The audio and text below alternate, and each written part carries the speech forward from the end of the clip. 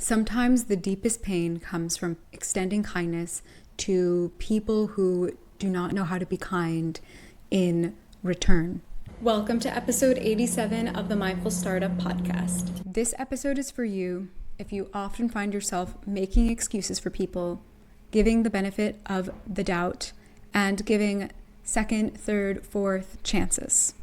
When in the background, your head is spinning, you are trying to regulate the emotions that this person has stirred up for you. You are leaving room for plausible deniability, assuming best intentions, trying to leave space for their awkwardness or immaturity, being open to the idea that you could be misunderstanding, questioning yourself and your reality, second guessing your judgment, doing the mental gymnastics to try to stay calm and preserve the peace. And yet, they still choose to be cruel. And you are left feeling so hurt. And here you are again in this familiar place, in the aftermath of the storm that they once again brought into your life. And you are left in the wreckage, cleaning up the mess and holding all of the emotional baggage. Such an awful feeling. And they get to wipe their hands clean, walk away, and feel good about themselves. You probably say to yourself that you should have known better. They've done this before. But alas, they will not do it again. So let's get into it. Today, I want to talk with you about what happens when you do the right thing. You take the high road over and over again. You extend the second, third, fourth, fifth chances, and yet find yourself being treated poorly by the same individuals. I have been there more than once. There are people who have tried to re-enter my life. Some I was born into, other I used to call friends. And every time I went against my own boundaries and began to meet them with softness and grace and kindness, leaving room for the possibility that they had learned their lesson, that perhaps they had self-reflected and had grown. It backfired. I had told myself that I was doing the right thing, that maybe if I could extend a little grace, assume the best intentions, or that if I could only stay calm and give it some time, that things would be different this time around. But the harsh truth was that it wasn't different this time. It was the same entitlement, the same cruelty, the same erasure, the same dismissal, the same lack of regard, and a bizarre emotional coldness that would leave me holding all of the hurt. And honestly, looking back, I should have known better. I knew who these people were. I had seen their behavior time and time and time again to me and to others. I had witnessed their cruelty, but I still wanted to believe in the best of them, that perhaps things had changed. They were better now. They were more self-aware, that they had regretted some things and regretted their behavior. And that is when I learned a very valuable lesson. Kindness without discernment is a liability. It is a liability to you, to your business, and to your life. Because when you make time for these people, that takes up time for other things in your life that are more valuable to you, such as better people who will treat you with kindness and warmth and compassion and who will care, and more mental space to take on different projects and be able to get more accomplished in your day and in your week and in your year and your life. And when you have these people coming in is when that begins to seep and seep. Something that is so important to recognize. The sad truth of it is that some people will come back into your life just to see if they could still have access to you, not to treat you better and not to make things right, but purely for their own selfish motivations. So today I want to talk about when your empathy is weaponized against you and what you can do to combat this and prevent this from happening. This is about what happens when your kindness collides with someone else's entitlement and how you can take your power back so that you can do the more important things. Here are 5 lessons that can help you take your power back, whether that is someone who has re-entered your life or tries to re-enter your life, or someone who tries to re-enter your close circle or be in close proximity to you, or that is just in unbalanced relationships. Tip number 1 is do not water what you don't want to grow. Sometimes kindness without boundaries isn't actually kindness at all. It is codependency. It's important that you learn to discern the difference. Ask yourself, with any challenging person or situation that comes up or someone who re-enters your life, do I want this relationship to grow? And if the answer is yes, then you water that relationship and you nurture it. If the answer is no, then don't water it. Don't put in as much effort and protect your peace, your boundaries. If the answer is no and you don't want to grow your relationship, then you are allowed to stop feeding it. Tip number 2, stop giving 3rd, 4th, and 5th chances. It is true that people teach you who they are. And sometimes people actually make mistakes and they grow and they learn from it. Goodness knows I've made mistakes and you've made mistakes.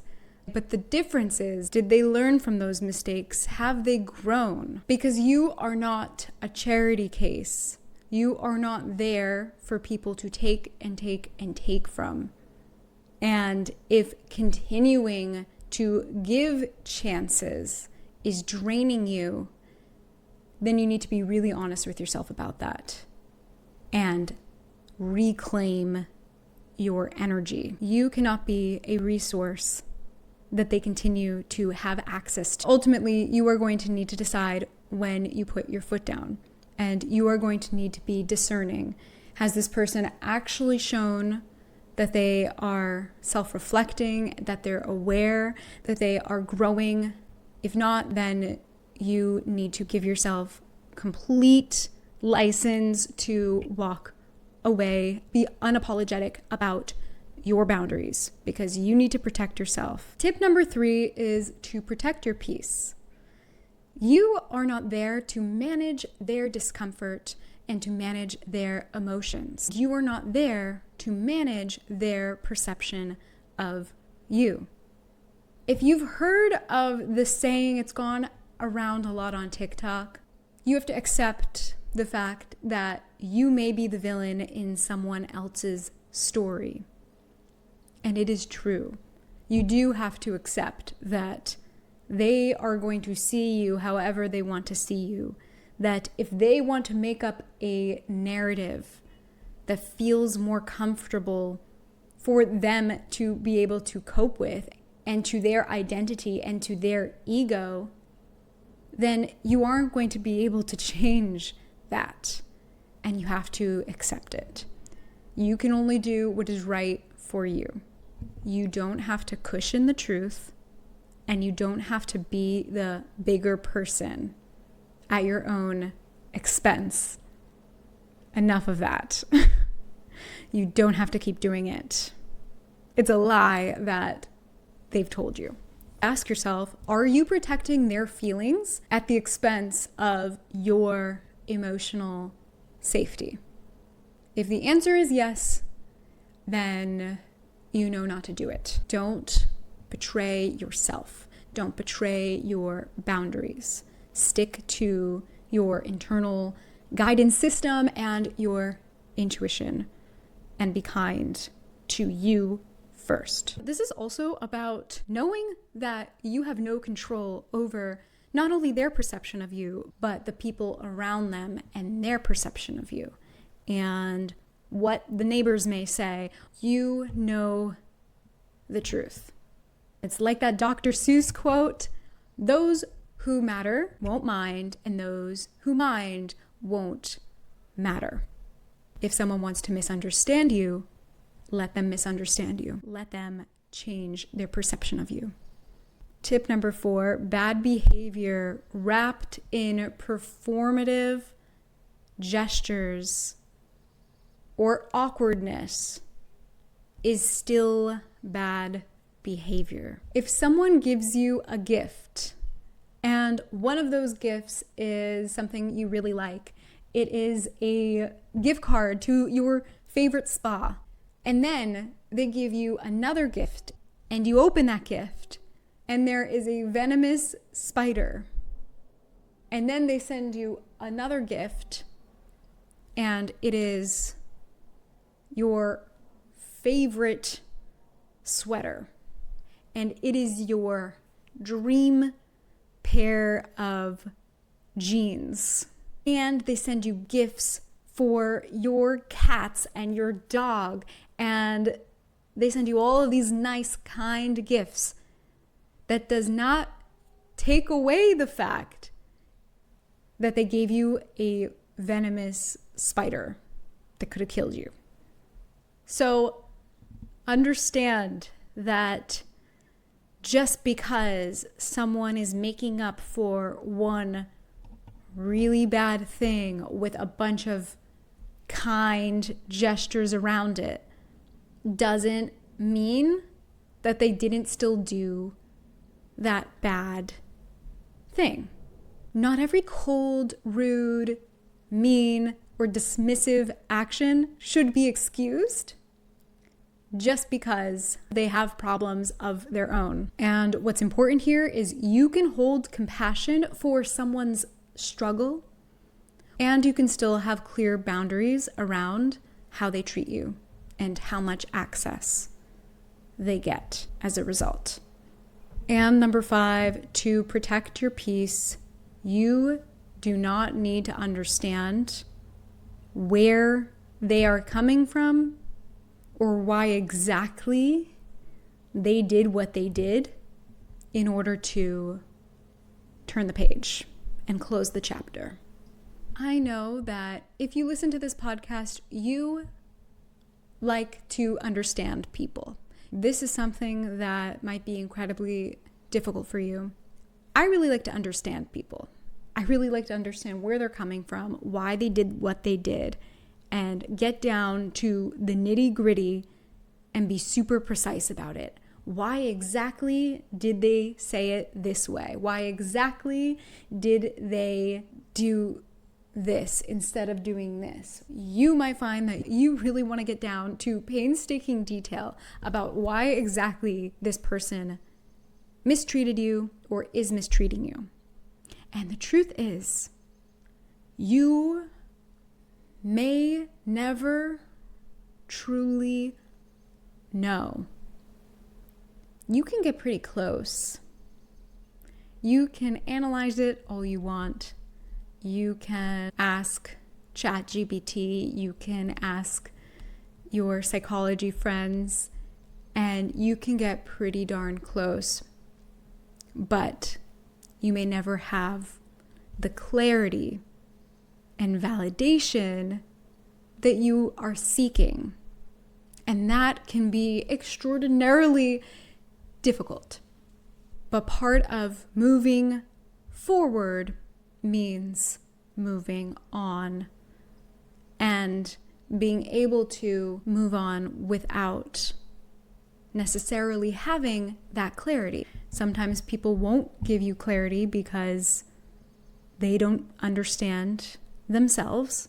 I find that this is the most common, is that people are generally speaking really unaware of themselves and generally unconscious in their decision making, which is, let's be real, probably why they have hurt you so much in the first place, right? So they probably don't even understand themselves. Or if they do understand, then they may not want to tell you because telling you would require them to take accountability or require them to take a good look at themselves. And like staring into the abyss, people are terrified of knowing themselves and understanding themselves on a deeper level, because that could be quite painful. Not all closure is about getting answers, but it is about respecting yourself, your time, your energy enough to move on. Closure isn't just about getting answers, it's about making a decision for yourself. They don't have to like it. Thank you for listening to this episode. I want you to know that what we talked about today is not about you becoming hardened or bitter or closing yourself off to the world. I shared this because I want you to protect your peace. Because when you protect your peace and you are standing up for yourself and you are reclaiming your power, you can be the best version of yourself. When you reclaim your power, it benefits everyone. So these lessons are about you becoming precise with your boundaries, who has access to you, your energy, your knowledge, your care, your kindness, your support, because what you have to give is tremendously valuable. This is about who gets access to you, your time, your softness, because when you are respecting yourself and being good to yourself and giving energy to those who actually are deserving of it, then things begin to fall into place. You can show up better in your business and for all of those around you. All right. If this episode helped you today, it would be amazing if you could share it with a friend who you think it might help. And if you enjoy this episode, if you could give it a 5-star review, that helps the Mindful Startup to grow. Let me know what you think. I appreciate you so much. Thank you again, and see you next week.